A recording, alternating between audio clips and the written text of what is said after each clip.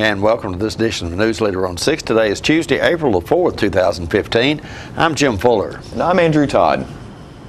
In tonight's news, the Tennessee Department of Health has issued an advisory about hepatitis C. The annual tax-free holiday is coming up this weekend. We'll have video from Dr. Bill Bass's visit to Tullahoma last Friday. State Representative Jeb Matheny will comment about education reforms in the state. And South Jackson Goes Country starts this Friday. We'll have all these stories and more on tonight's Newsleader on 6. Hello, my name is Ray Norris. I'm a candidate for alderman in the August 6th election. I'm a 49-year resident of Tullahoma and understand the needs of our city. I have an aerospace business background and worked for Microcraft for 31 years, helping grow that company from a 25-man regional machine shop to a nationally recognized company with over 700 employees. After retiring from Microcraft, I started my own consulting business and have been very active in civic and service organizations, including Rotary, in which I served as district governor for the eastern half of the state. As your alderman, I'll strive to bring new industry and retail business to our city. I'll be accessible and responsive. I'll listen to your concerns and I'll help you find solutions to your problems. I'd be honored to have your vote and serve as your alderman. Thank you.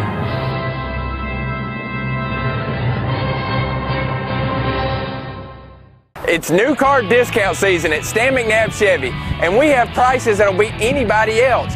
New vehicles up to $17,000 off. Check out this brand new 2014 Chevy Impala, the flagship sedan, only $20,900. Chevy, Buick, GMC, Cadillac. Stan McNabb has all the new car brands you love in one location. And don't forget, we'll match or beat any dealer's price or give you a check for $500. And check us out online or schedule your service at stanmcnabb.com. Welcome back. The Tennessee Department of Health has issued a public health advisory after hepatitis C cases in the state tripled over the last 7 years. The department urges residents to increase their awareness about the life-threatening disease spread by direct contact with blood from an infected person.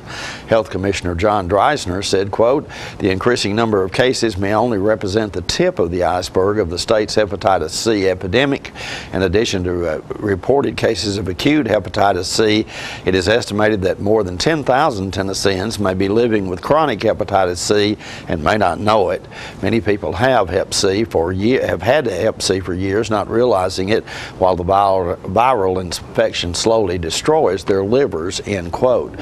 At this time, there is not a vaccine to prevent hepatitis C. Many can fully recover after infection, but 70 to 80% will develop a long-term infection. Despite treatment, a person can be infected again. Early symptoms of hepatitis C infection can include fatigue, abdominal pain, itching, and dark urine. Many people are not aware they have the disease until the virus has already caused liver cancer or liver damage. Health officials said most of the increase in transmission of hepatitis C in Tennessee is due to the sharing of contaminated needles and syringes among intravenous drug users who are abusing both legal and illegal pain medication. The month of July brought a record for the state's Office of Inspector General in terms of the amount of money people have been ordered to repay the state for TennCare fraud. In July, people convicted of TennCare fraud were ordered to make $154,000 in restitution to TennCare.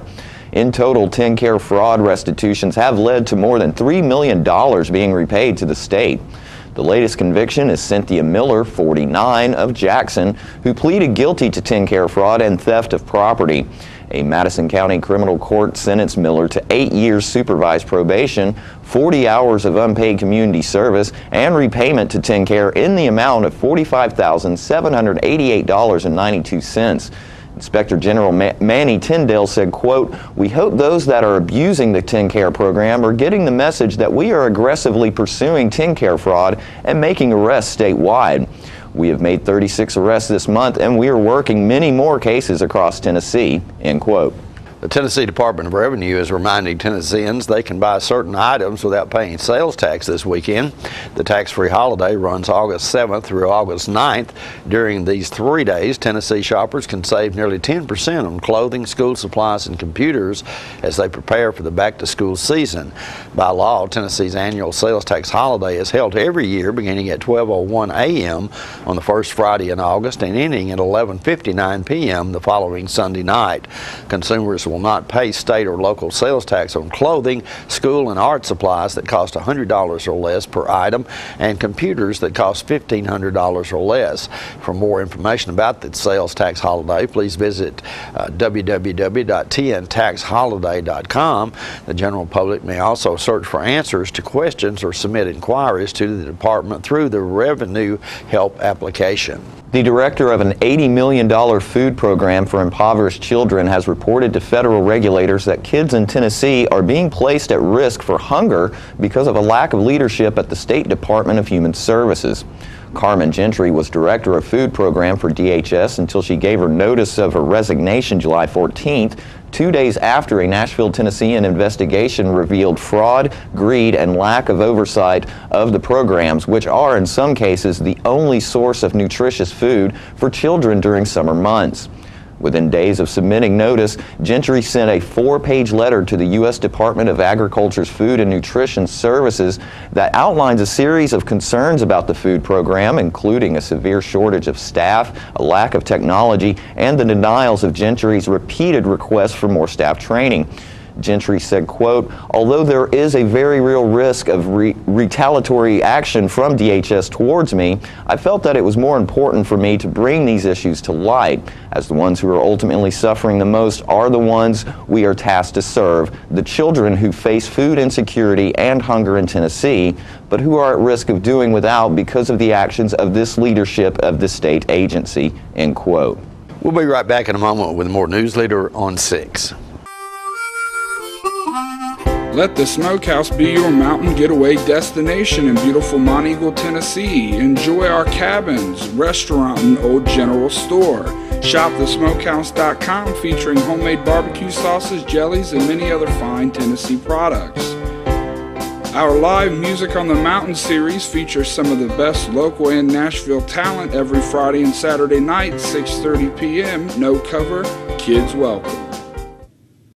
The wait is finally over. The 2015 50th anniversary Ford Mustang is finally here. This is one awesome vehicle. Let me give you a few stats on this V8 Mustang. 435 horsepower, independent rear suspension, 25 miles per gallon, and this is the one you've been waiting for. 0 to 60 in 4.4 seconds. Don't blink an eye or you'll miss it. Come by Russell Barnett Ford of Tullahoma and Winchester and check it out. The 2015 Mustang, the all-new redesign, will leave you speechless.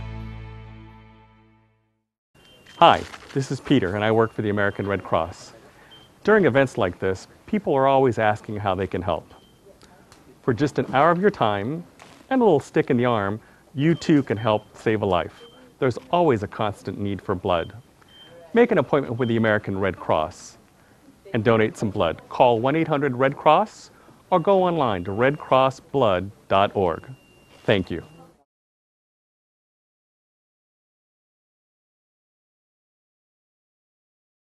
Welcome back.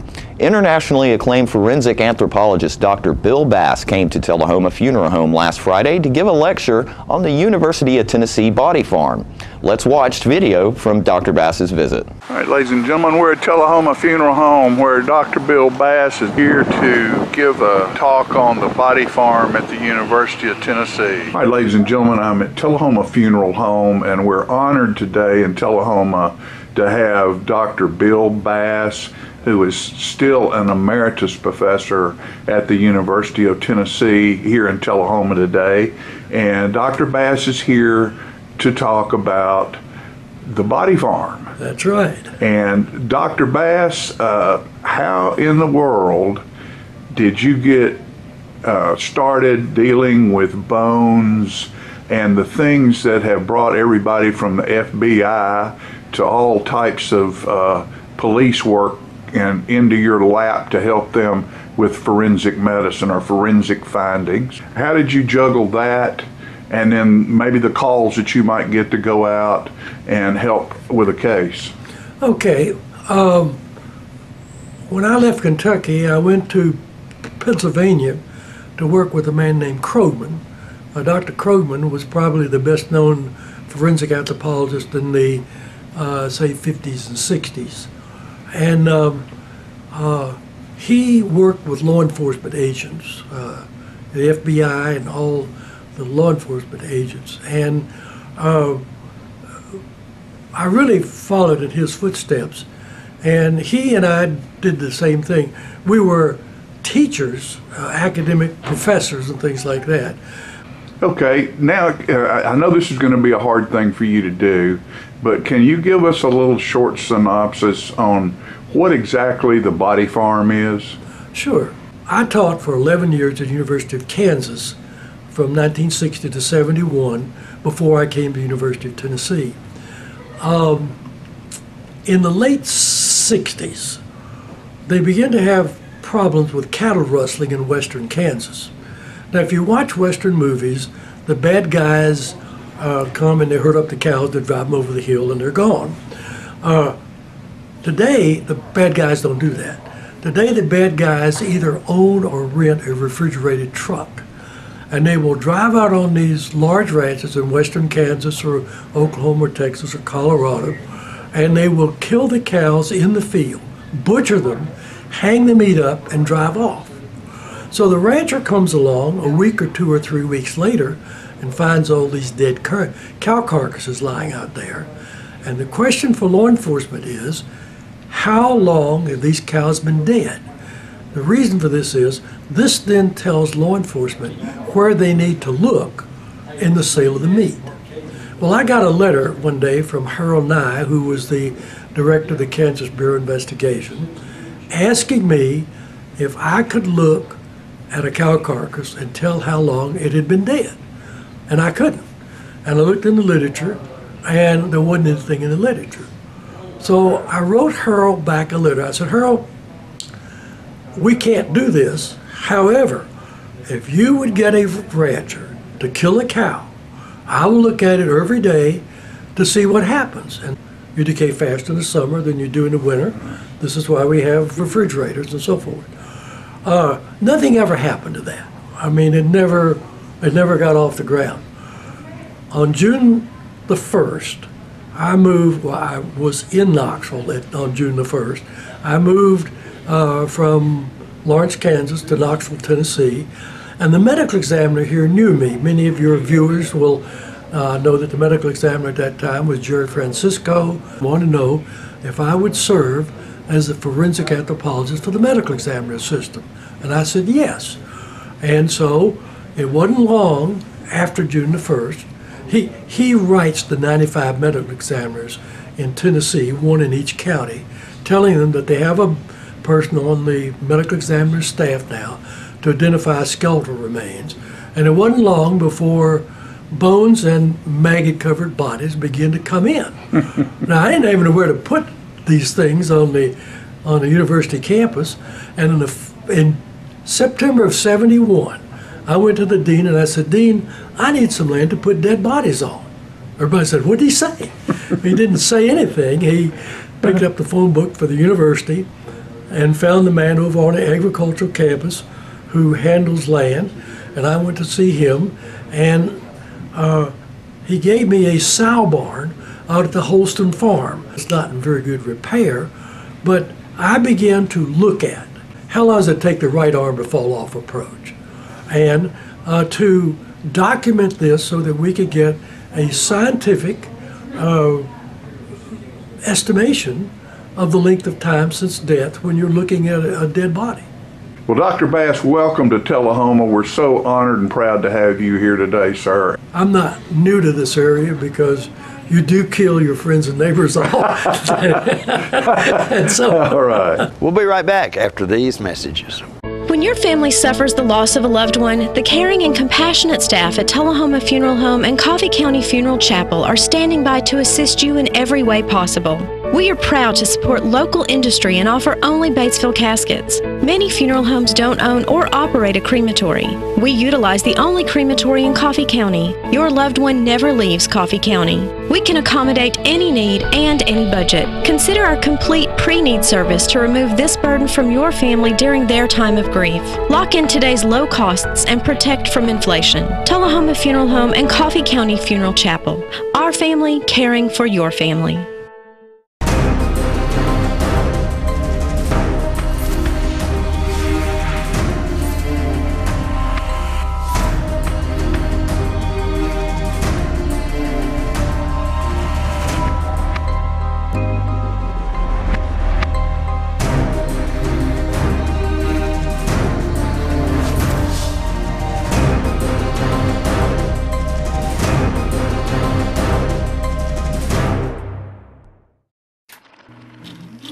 It's your trademark.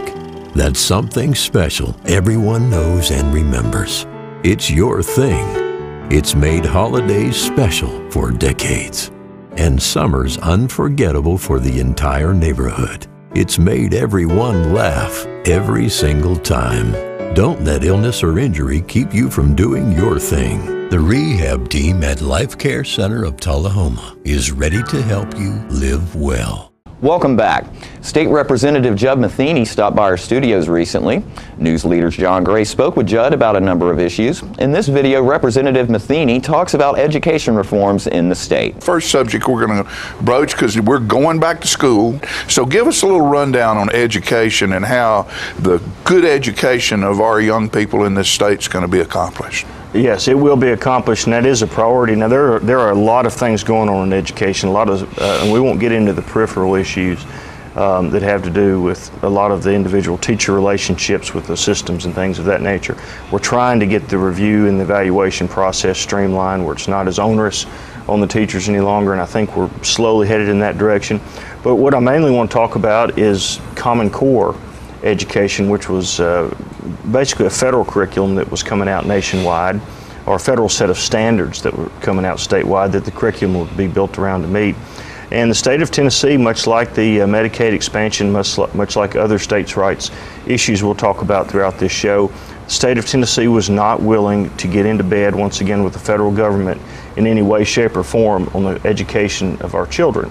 Because we know, just like the federal government has done with health care and transportation and many other things, that if we allow that door to open 20 years from now, they're going to own it. And right, all the purse strings will be attached to the federal government. Our teachers will become quasi-federal employees, and we'll have even more loss of local control.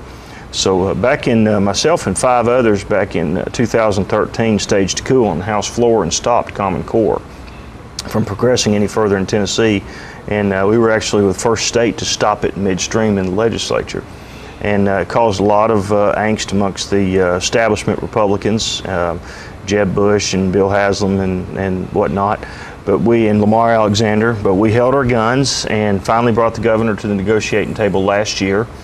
Speaker of the House put me on the education symposium last September that the governor put together. And out of 50 people there, I was the only one that made the recommendation that we needed a set of standards and assessments that were promulgated by Tennesseans, professional educators and Tennesseans, ratified by parents, and then actually administered by Tennesseans. And I was the only one that made that comment. It was poo-pooed at the meeting by the governor. But lo and behold, the governor came out a month later and said that's exactly what we needed, and today that's what we have. A good friend of mine named Billy Spivey introduced a bill that totally repealed Common Core last year. It will phase it out and put in place a new Tennessee evaluation system and Tennessee assessment system.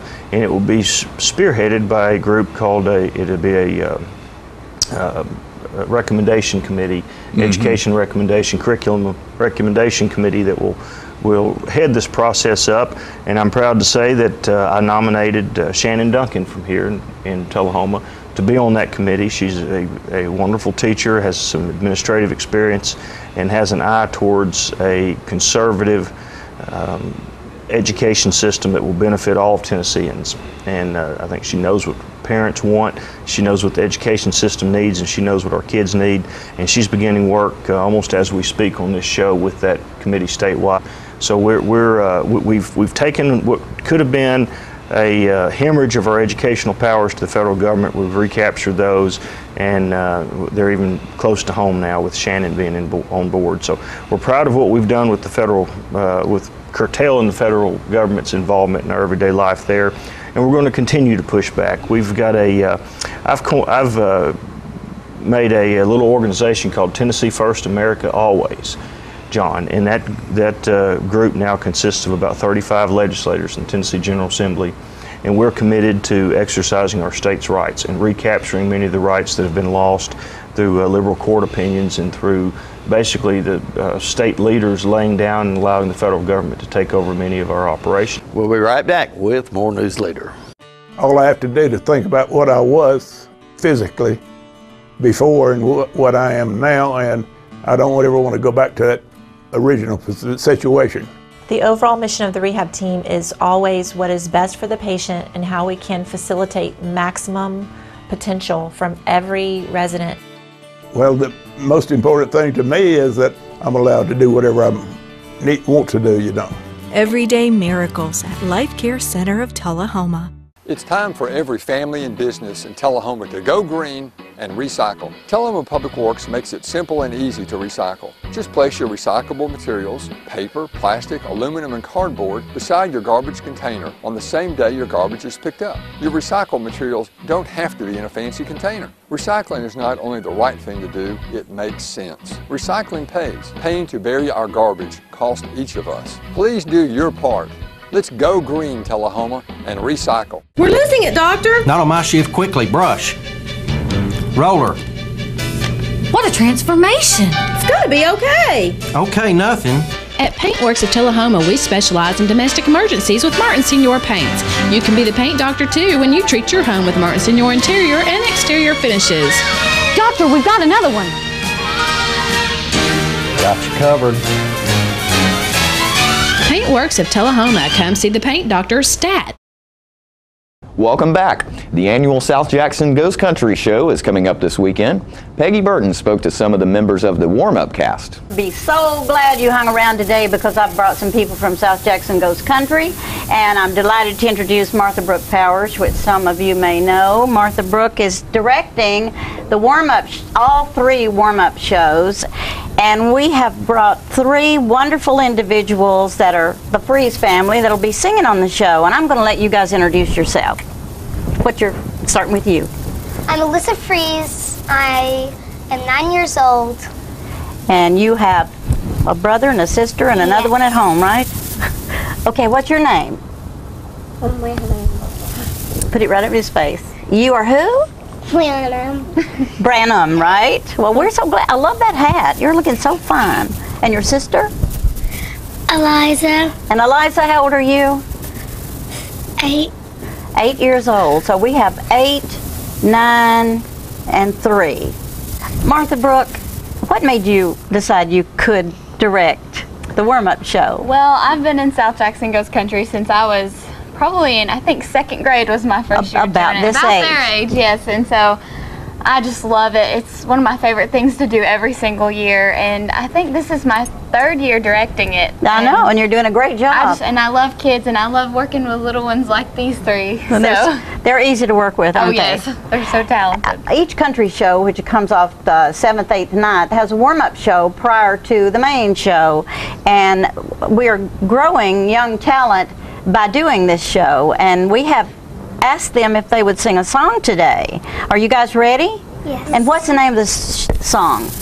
As I went down to the river to pray. As I went down to the river to pray. So if you're ready to roll that in the back, we'll sing that song. You want to stand up or do you want to stay seated? You can stand up. What about that good old way? And who shall wear the starry crown? Good Lord, show me the way.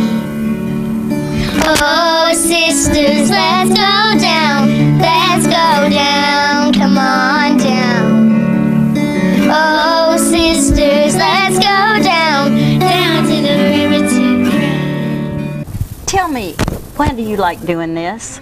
Performing? I like to have the people watch me do it, and I love to sing and dance. And you've done a lot of it. Yes. You've done several shows at South Jackson with the Playhouse and with PACT and different things. And Martha Brooke, tell us when the show comes off for the warm-up shows. What time it starts? Yeah, what time it starts each night. It starts at, well, the main show starts at 7:30, right? Correct. So our warm-up shows on Friday and Saturday starts at 6:30. Or no, 7, sorry, 7 o'clock.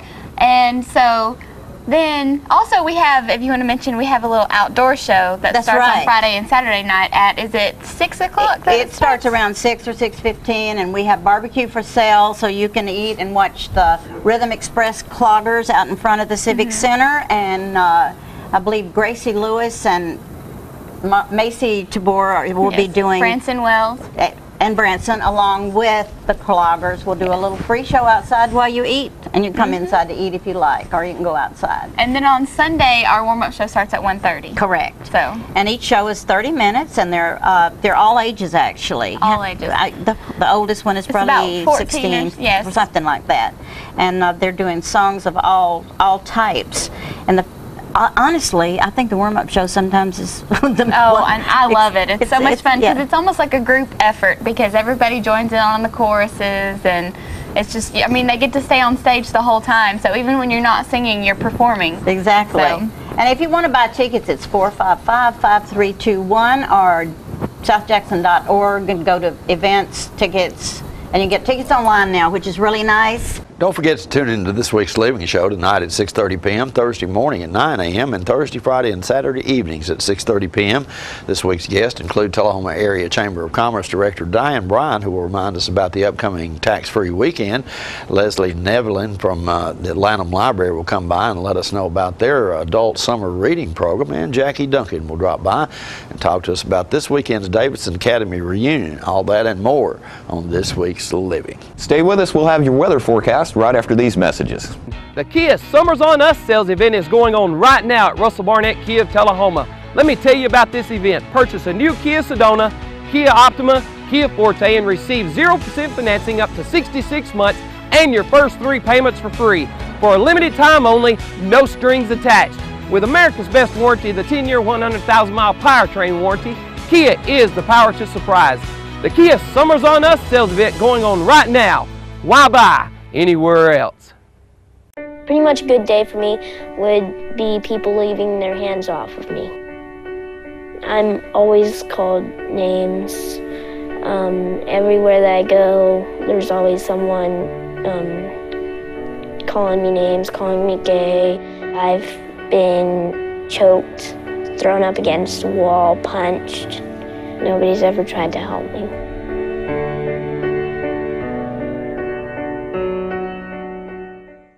Welcome back. We'll take a look at your weather forecast at this time, starting with your weather history on this day. Our record high was in 1937 at 98 degrees. The record low was in 1950 at 53 degrees.